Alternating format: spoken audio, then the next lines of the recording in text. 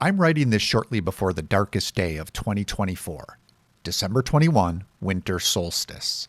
It also happens to be just ahead of Christmas Day and the release of the year's darkest movie, Nosferatu. I mean that literally. Written and directed by horror specialist Robert Eggers, this is a monster mash of F.W. Murnau's Nosferatu from 1922, Werner Herzog's Nosferatu the Vampyre from 1979, and just about every Dracula movie you've seen. Yet few of those films, even the ones in black and white, have been as drained of light and color as this Nosferatu. It's as if blood has been sucked from the very images and they've been left to lie, lifeless, in the moonlight. There is potent theological resonance here in that such darkness depicts a world that is absent the presence of God. This is the harrowing reality that Eggers' movies present. His independent debut, 2016's The Witch, features a pious colonial family, but their rigid beliefs offer no protection against the hag of the title, to say nothing of the goat that might just be a mouthpiece for the devil. His follow-up, The Lighthouse, follows two keepers of a small outpost in 1890s New England, but with its allusions to Poseidon and Prometheus, it might as well be unfolding in a purgatory governed by Greek mythology. The Northman, a bloody retelling of a 20th century Nordic legend, takes place in a pagan setting, where Christianity is an odd, faraway rumor about a god who is, quote, a corpse nailed to a tree. The God of Christianity is often referred to in Eggers' movies, but rarely, if ever, felt. This has never been more explicit than in Nosferatu. The movie takes place in 1838 Germany, in the town of Isberg, where newlyweds Ellen and Thomas Hutter, played by Lily Rose Depp and Nicholas Hoult, begin their life together underneath a persistent gloom. In Visberg, Christian signposts are all around. Crosses hang on walls and dot cemeteries. Christmastide is dutifully observed. Children say their prayers before bed. Adults make the sign of the cross upon hearing bad news. But amidst the doldrums of gray skies and pitilessly dark nights, to say nothing of Ellen's unsteady spirit, these all register as pointless, superstitious gestures, rather than devout expressions of a vibrant, living faith. Consider Nosferatu's opening scene. We're introduced to Ellen as she frantically utters a distressed prayer in the middle of the night. At first she calls to God, but when she gets no acknowledgement, she cries out to, quote, anything. It's no spoiler to say that the title character, the vampiric Count Orlok, played by Bill Skarsgård, supernaturally answers her plea instead. As in Eggers' earlier films, only evil seems to have a tangible presence and power. Those who believe in God are left grasping in the blackness, helpless. You could call such a milieu anti-Christian, except that we see something like it in the Bible. In 3 of the 4 gospel accounts of the death of Jesus Christ, an unusual period of darkness occurs. At that time, Jesus gave up his spirit, according to Matthew 27 and John 19, and breathed his last, according to Mark 15 and Luke 23. What happened next is a matter of much theological debate.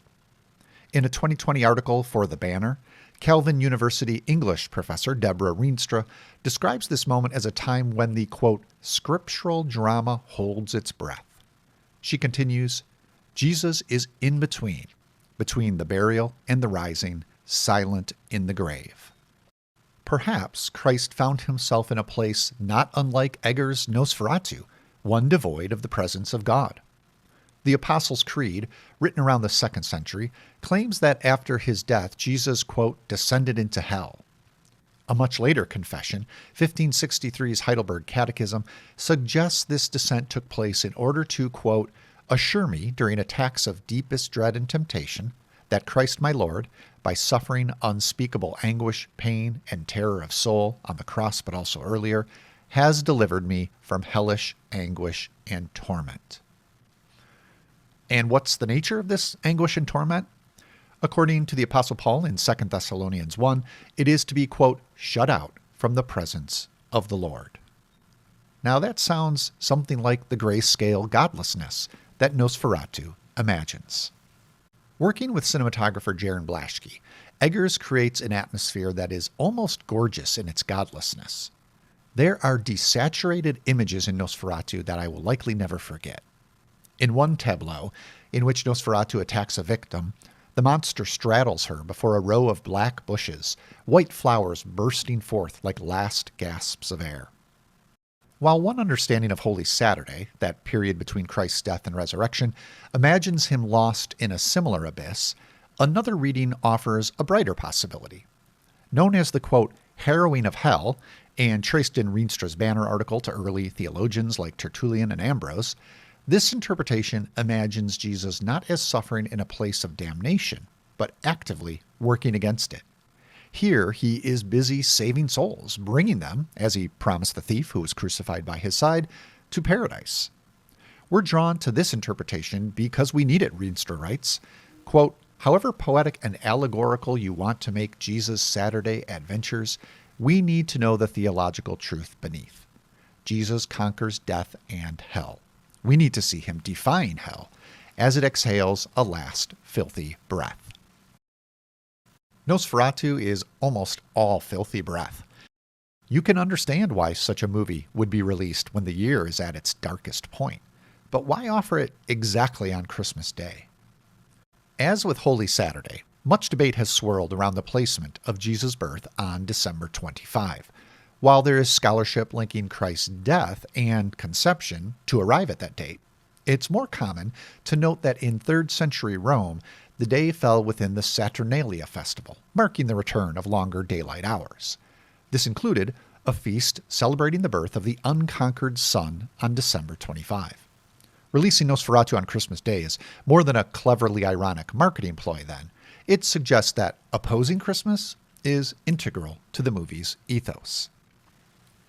And yet, while feeling enveloped by Nosferatu's black beauty, as Thomas is while standing on the lonely road leading to Orlok's castle, inky pines looming over him on either side, my mind went not to pagan traditions or theological calculations, but Isaiah 9, where the prophet offered words that are often shared during the Advent season. The people walking in darkness have seen a great light. On those living in the land of deep darkness, a light has dawned. Light does eventually dawn in Nosferatu. It's a dim light, dreadfully earned, but it's there. Similarly, by the time you're watching this, 2024's winter solstice has come and gone, and 2025 has arrived. Each day is a little brighter than the one before, echoing what the Gospel of John also assures us. The light shines in the darkness, and the darkness has not overcome it. Even if Nosferatu can't fully see it.